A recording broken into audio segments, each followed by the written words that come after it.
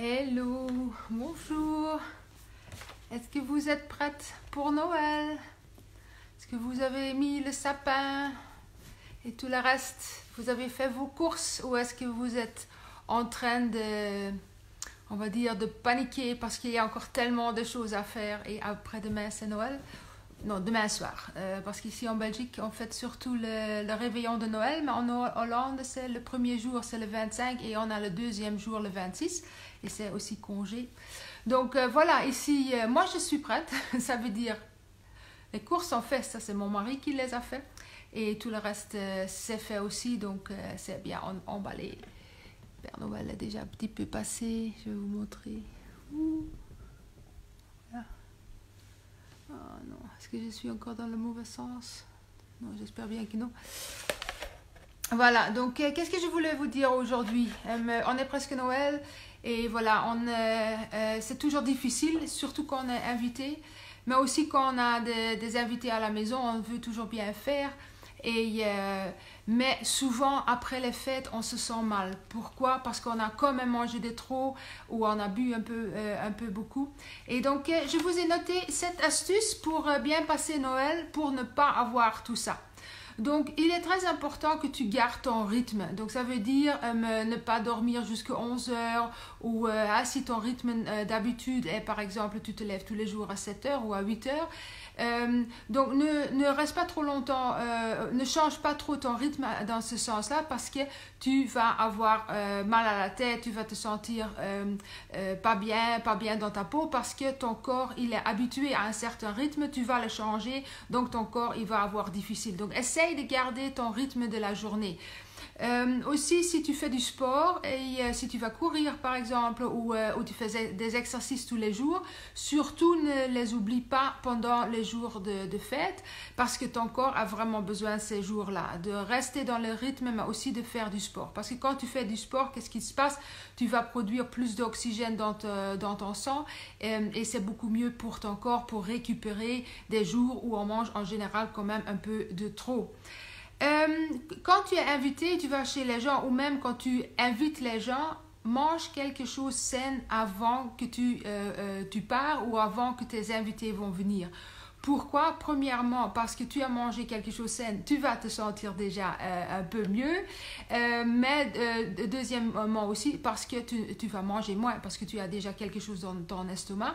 Et par exemple, un fruit ou une salade, ça va t'aider pour moins manger des crasses après et aussi pour ton système digestif, pour mieux digérer tout. Voilà. Quand tu es à table, choisis d'abord la vraie nourriture. Qu'est-ce que je veux dire par là? Souvent, moi-même, j'aime bien les tables qui sont bien décorées où il y a bien des plats. Tu vois, à la américaine, il y a plein de plats sur la table, mais on grignote. On prend un peu de ceci, on prend un peu de là. Et avant que le vrai plat arrive, tu as déjà l'estomac plein. Et qu'est-ce que tu fais? Parce que tu ne veux surtout pas vexer le chef, tu vas manger aussi le plat comme si tu n'as rien mangé avant. Donc, essaye de ne pas grignoter, ne mange pas déjà une demi-baguette avec du beurre ou toutes les autres choses, les croquettes, je ne sais pas ce que vous allez manger, mais essayez d'éviter de manger, de grignoter de trop des plats à côté. Donc, concentre-toi sur le plat principal. Bois beaucoup de l'eau. Donc, c'est pour plusieurs choses. Donc, c'est premièrement aussi parce que tu seras beaucoup plus vite rassasié, parce que ton estomac est déjà un peu rempli. Mais deuxièmement, parce qu'on mange quand même des choses qui ne sont pas toujours très bien pour le corps. Donc, ça veut dire beaucoup de toxines pour le corps.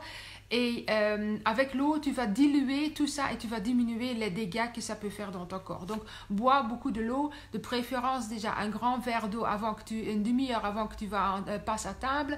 Comme ça, tu évites de trop manger. Et l'alcool, tout le monde sait que trop d'alcool n'est pas bon pour le corps, mais il y a tellement de sucre dedans, donc, parfois c'est tellement bon et tellement sucré qu'on a déjà 2-3 verres dans le corps avant qu'on commence à sentir quelque chose. Donc il est très important soit de ne pas boire de l'alcool. Moi je vais essayer de ne pas boire de l'alcool du tout, parce que je remarque que je ne supporte plus de l'alcool très bien. C'est pas que je vais, comment je dis, danser sur la table, non, mais je me sens pas bien. On a tellement changé notre alimentation, donc on boit rarement de l'alcool. Donc je sens que ça ne me plaît plus, je n'ai plus envie de boire. Donc on va voir, je vais vous dire. Donc limite l'alcool, c'est pas très bien pour le corps. Donc une règle qui peut vous aider à n'importe quel moment, et pas seulement à Noël, c'est la règle 80-20. Donc qu'est-ce que ça veut dire? Mange 80% du temps, ou 80% de ton assiette doit être la bonne nourriture. Donc ça veut dire une alimentation assez saine. Et 20% tu peux prendre autre chose, ce que tu as envie de manger. Donc si tu prends cette règle pour tout, tu vas voir que tu vas passer le Noël beaucoup mieux. Donc voilà, je crois que j'ai dit tout. Je vais regarder si j'ai rien oublié. Et non, j'ai rien oublié, il y avait 7. Donc voilà, donc j'espère que ça va vous aider à bien passer Noël, parce que beaucoup de gens sont quand même malades en janvier parce qu'ils ont mangé trop riche, trop d'alcool, trop de gras, etc., etc. Et on se sent mal en janvier et on se dit pourquoi j'ai fait ça. Et en plus, on prend parfois quelques kilos et ça, c'est pas agréable. Donc on peut bien s'amuser, on peut bien manger, mais si on fait un petit peu attention, on se sentira mieux après aussi pendant les semaines après. Donc je vous souhaite une belle après-midi, une belle soirée et à bientôt.